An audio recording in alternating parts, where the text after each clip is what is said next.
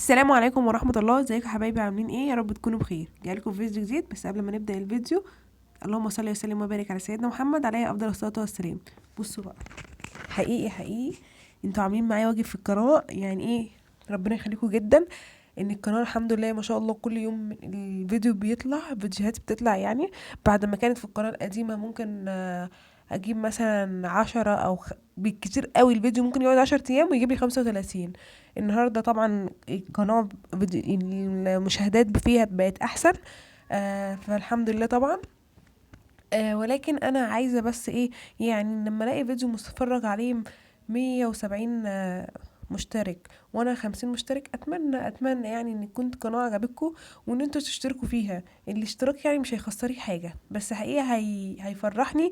وانتوا ما تعرفوش قد ايه انا ببقى فرحانه لما بيجي لي اشتراك، بس ببقى فرحانه قوي. فاتمنى كده ان انتوا يعني تشيروا قناتي في كل حته و... وتشتركوا في القناه لو انتي لسه يعني ايه ما اشتركتيش.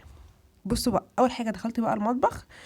اول حاجه عملتها رحت مسحت ايه البوتاجاز. كان بقى في مثلا مكان العيش ما سخنته بالليل او كده، كان البوتاجاز عايز يتمسح. فاول حاجه ايه مسحته هو البوتاجاز. وبعد كده بقى عملت اللحمه. طريقتي بقى في اللحمه أنا قلتها كذا مره، بحط اي ماده دهنيه زيت او سمنه، ويفضل يعني حته سمنه بلدي، وانزل عليها اشوحها كده اللي هو اديها صدمه. وبعد كده انزل عليها بتوابل اللحمه والبصله كله مع بعض، وبحط فيها ميه واسيبها ايه تغلي. خلصنا كده بقى من اللحمه. هبتدي بقى ان انا برضو بعد اللحمه اعمل الرز، لان الرز هياخد سوا مني كتير، فعايزه ان انا ايه يعني اعمله واحطه على جنب. المهم نزلت بقى حطيت برضو سمنه، وحطيت معلقه زيت، وحطيت الشعريه، وابتديت برضو ايه ادي كده الشعريه لون.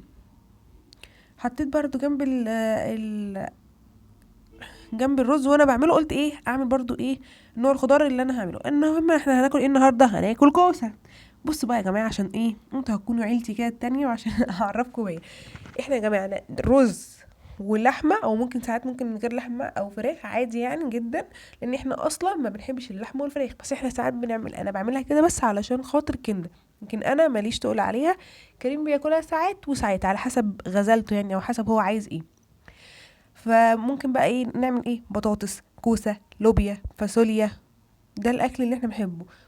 وممكن نعمل طبعا ملوخيه عشان خاطر كده، شوربه لسان عصفور كده. فده الاكل محور حياتي، هتلاقيني في الخضار هو ده. سبانخ بقى ما بيكريم ما بيحبهاش. كوس اسمه ايه، بيحب القلقاس. فكروني ابقى اعمل معاكم القلقاس في مره. المهم كده قطعت الكوسه وال والشعريه بتتعمل يعني، والشعريه بتتحمر. رحت قطعت الكوسه رحت قطعت الكوسه يعني ايه عشان تبقى ايزي في كذا حاجه، علشان صراحه كنت عايزه اعمل لهم حاجه حلوه. فيعني في اخر الفيديو هشوفوا بقى الحاجه الحلوه اللي انا عملتها. المهم بقى كده الشعريه شفتوا ادت اللون الذهبي الجميل بتاعنا كده. وكنا غاسلين الرز وهننزل ايه بيها. شفتوا نزلنا كده بقى بالرز، وهنحط ملحنا ونحط الميه سخنه يا جماعه. لازم نحط ميه سخنه على الرز علشان يطلع مفلفل منا وحلو. يعني من سر جمال الرز الرز يعني ان انت تنزلي عليه بميه سخنه، بيبقى حلو جدا. وابتديت بقى كده اقلب، ورحت ايه حطيته ايه يغلي شويه. قلت عقبال لما ياخد غلوتين عشان ارجعه يعني على العين الصغيره، اكون انا بقى قطعت البصلايه. وهقطع ايه كمان فص توم. مع الكوسه احب انا بقى انزل بمعلقتين السمنه والزيت، تمام. وان انا افضل اقعد ايه اقلبهم تقلبتين كده، يعني الكوسه تتشوح. ما احبش ان انا اخليها كله ني في ني، لا. لما تتشوح معايا الكوسه بتدي طعم حلو قوي. بصوا بقى والله يا جماعه ما بكدب عليكم، ان صينيه الكوسه دي كريم عجبته جدا، وقعد يقول لي طعمها حلو قوي. ففرحت يعني ان هي عجبته. وتاني يوم سألني عنها، ما شاء الله خلصت في يوم واحد بس. وتاني يوم سألني قال لي في كوسه. قلت له ما كانش فيه غير حبه صغيرين جدا، يعني حاجه لا توصف، ممكن يعملوا معلقتين بالظبط. راح قال لي خلاص انا هاكلهم. رحت عملتهم، ورحت عملت له جنبهم ساعتها طبق بطاطس. المهم بقى رحت شوحت كده زي ما انتم شايفين، شوحت الكوسه. وابتديت اديها ايه تشويحه، لازم تشوح كده لحد اما لونها ايه يغير كده والخضار بتاعها يبان. بصوا بقى، انتوا عارفين لما تنزلي بفص التوم، مش اللي هو المفروم في التلاجة ده، لا لا، تنزلي بيه اللي هو الفص اللي انت عارفين فص التوم اللي هو بيبقى متقشر ده، اللي انت تقشريه وانت واقفه. وتقطعيه حتت صغيره كمان، ما تفرموهوش، تقطعيه حتت صغيره وانت واقفه. والله العظيم البيت كله هيشم ريحه اكلك. تحسي كده ان ريحه الاكل جميله. المهم نزلت بقى بكيس الصلصه.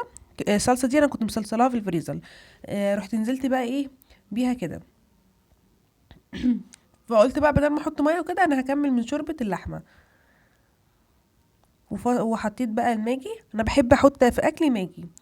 وحطيت برضو ايه ملح، وحطيت سكر يا جماعه. في اللحمه حطيت سكر، وفي الكوسه برضو حطيت سكر. كان في حبه مواعين، قلت عقبال لما الاكل يستوي كده اخلص انا بقى ايه مواعيني. لميت بقى ايه اي زباله يعني عزكم الله. حطيتها في شنطه الزباله يعني. وابتديت ان انا اعمل ايه، ابتديت ان انا بقى اغسل المواعين. بس كده يا جماعه. قلت بقى ايه وانا واقفه كده امسح برضو الرخامه عشان خاطر لما احط عليها المواعين تبقى برضو ايه نظيفه. حطيت بقى الصابون والميه. وايه انا بحب اخفف الصابون بميه. في ناس عادي لا بتستخدم الصابون على طول، مش عارفه انا بحب اخففه كده بقى بميه. المهم بقى ايه قلت اغسل كمان كده الكوبايات الاول علشان اخلص منها يعني، عشان خاطر ايه الكوبايات يعني يفضل غسيل الكوبايات الاول. بس خلصت كده بقى الكوبايات، وبقيت هجيب بقى ايه اي حاجه كبيره كده في الحوض علشان لما اشطف ما يعني الحوض ما يبهدليش ميه. يعني الصواني دي وانت حطاها في الحوض وهتيجي تشطفي مثلا الكوبايات ومش هتغسليهم كده وتركنيهم على جنب، الصواني دي هتبهدلك، هتخليكي يعني ايه الميه تيجي عليكي. شفتوا زي ما انتوا شايفين كده ابتديت بقى اغسل واشطف واحط بقى في الصفايه. طبعا صفايه الاطباق تحفه يا جماعه، اللي ما عندوش يجيبها لان هي حلوه جدا، يعني بتخليكي تنجزي وبتخلي الاطباق المواعين يعني تنشف وكده. فهي حلوه صراحه. بس وابتديت بقى كان في كاسات كمان بقى غسلتها ورحت حطيتها في حوامل الكاسات. وقلت بقى ايه املي الكاتل كده عشان خاطر احط برضه عليه ميه، احطه في الكهرباء يعني علشان خاطر لو رز يحتاج ميه. بصي بقى لو وصلتي معايا للحظه دي كده، اتمنى ما تنسونيش باللايك. نفسي ان الفيديو ده بقى يترفع ويعجبكم كده ولو انت لسه برضه ما اشتركتيش في القناه اشتركي في القناه وفعلي الجرس عشان يوصلك مني كل جديد. بصوا بقى يا حبايبي، بعد ما خلصت بقى المواعين قلت بقى ايه اروح بقى الرخام كده المه بقى لو في حاجه وكده. طبعا طلعت بقى السمنه وهودي الكاتل بقى مكانه. كان في حاجات في الرخامه مواعين وحاجات حطيتها بقى في الحوض. وهحط بقى علب البقوليات دي برضو هحطها في مكانها. تمام. انا عايزه اقول لكم كمان حاجه عشان ما انساش، لو انتوا عايزين نعمل لكم جوله في مطبخي من جوه يعني قولي لي عشان ابقى انزله لكم. بس بقى كده يا جماعه ببتدي بقى ان انا امسح الرخام عشان لو فيها اي حاجه كده. تمام. الناحيه التانية بقى كان في بواع وحاجات برضو قلت ايه هشيلها. كان في بقى سمك، كان بقى مني بقى حته كده سمكه، فقلت خلاص هحطها في كيس. حطيت الطبق في الكيس عشان خاطر ايه لو اكلت منه تاني يوم يعني وكده. وحطيتها في التلاجة عشان برضو ما يخليش ريحه التلاجة سمك وكده. يعني السمك ده صراحه مش انا اللي عاملاه، كانت حماتي يعني هي اللي عاملاه وراحت طلعتهولي. ربنا يبارك لها كان طعمه حلو. دي كده اول رخامه. تاني رخامه بقى القله يا جماعه. القله عيش ايه القله، والله العظيم يا جماعه حلوه جدا وبتشربي منها في الشتاء. طعمها حلو قوي. ليه بقى؟ لان هي بتشجعك ان انت تروحي وتيجي عن الميه في الشتاء، لان احنا اصلا بننسى موضوع الميه ده. لا هي بتشجعك ان انت تروحي تيجي عليها من طعمها الحلو، ان انت تروحي تيجي عليها ان انت تشربي. انا بحبها عامه. ده انا كنت واقفه هنا على فكره بقى مشغله حاجات قران، مش فاكره صراحه كنت مشغله قران ولا اغاني. بس بصوا بقى شايفين الكوسه عامله ازاي يا جماعه، والرز واللحمه. وكان كده بقى ايه الاكل خلص. قلت بقى بالمره كده وانا واقفه في المطبخ ومتشجعه كده اعمل بقى ايه حاجه حلوه بقى ايه لكنده. بصوا بقى الحاجه الحلوه اللي احنا هنعمل بسكويت اللي هو ال10 دقايق بقى ده. شوفوا بقى طريقتي فيه. اول حاجه هضرب في الخلاط سكر ايه، سكر عايزاه يبقى سكر بودره. حطيت بقى كده السكر وابتديت ان انا اضربه. اصلا كان عندي حبه بس صغيرين فقلت لا اضرب بالمره حبه واحطهم في العلبه علشان خاطر ايه يبقى عندي منه. طلعت مضربي وهجيب طبقي. تمام. ونشوف بقى هنعمل مع بعض ايه دلوقتي كده. اول حاجه حطيت بقى السمنه. هنحط السمنه وهنحط ايه بيض. عادي ان انت تحطي حبه زيت صغيرين يا جماعه، مش لازم زيت كتير، حبه زيت صغيرين. هو اصلا في ناس يعني هو اصلا بيتعمل بالزبده بس عادي يعني لو انت عملتيه بالسمنه والزيت مش هيقول حاجه، هيبقى حلو برضو. وحطيت كمان معلقه سمنه بلدي معاهم. اول حاجه تضربيها هي ايه؟ السمنه. تبتدي ان انت ايه، بالمضرب البيك كده تخلي السمنه تفكيها من بعض كده، عشان خاطر ايه؟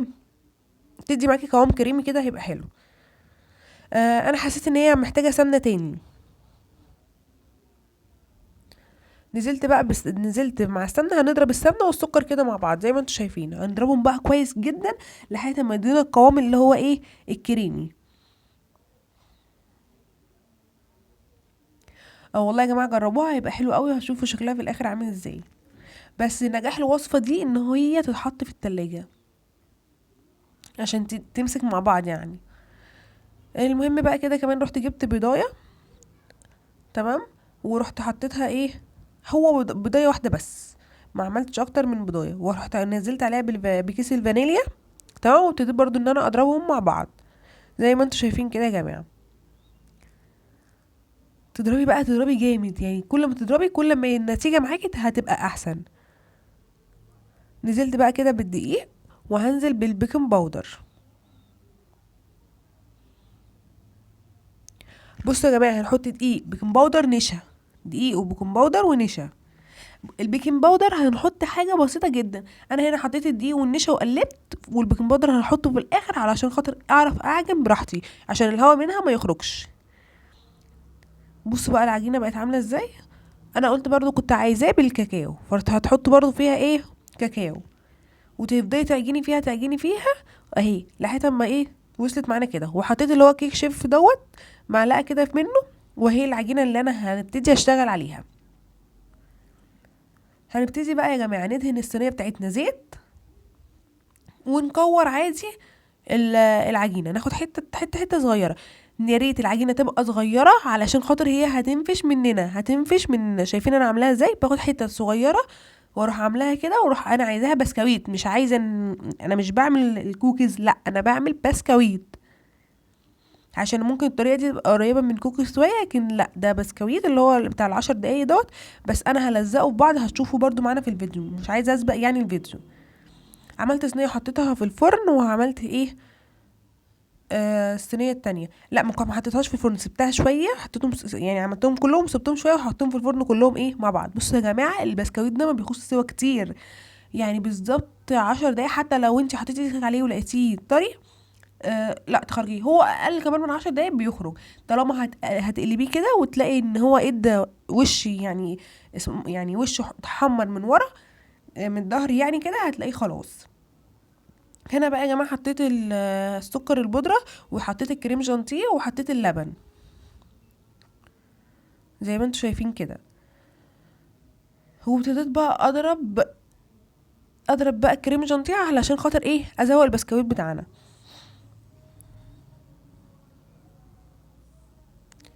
كل ما تضربيه كويس كل ما هيدي معاكي قوام احسن. حسيت ان هو خف مني شويه، انا عايزاه تقيل، قلت برضو اضربه ايه تاني.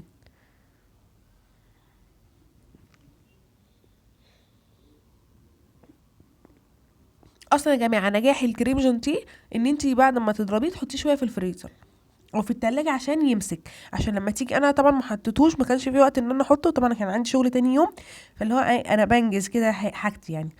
بصوا شايفين اهو، شايفينها كده، بصي ايوه شايفين الوش ده، هو كده خلاص ايه، اتحمر يعني، يعني هو ده المطلوب ان انا عايزاه، هو يبقى كده حتى لو هو طري شويه.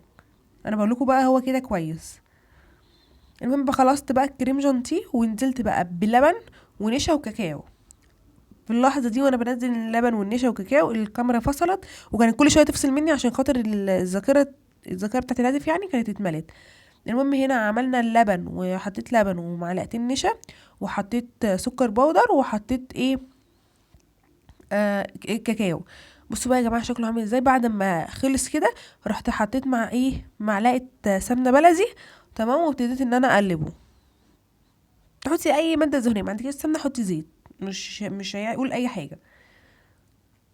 وهبتدي بقى يا جماعه ازوق بقى.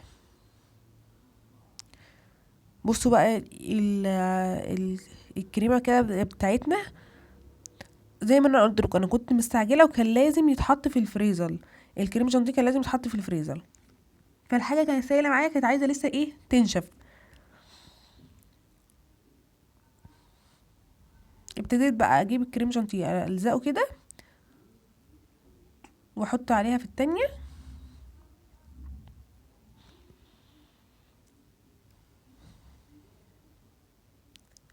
واحطه في الشوكولاته.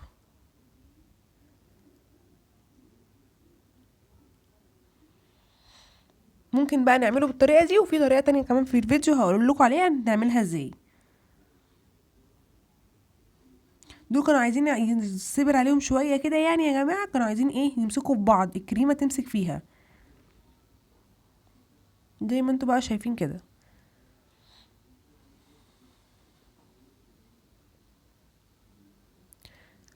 وبعدين معرفش ليه حسيت ان كان كمان الكريمه خفت مني شويه، كانت عايزه مثلا اللبن يبقى قليل، بس هي معايا قوام تقيل، بس هي كانت عايزه بس تمسك شويه في التلاجة.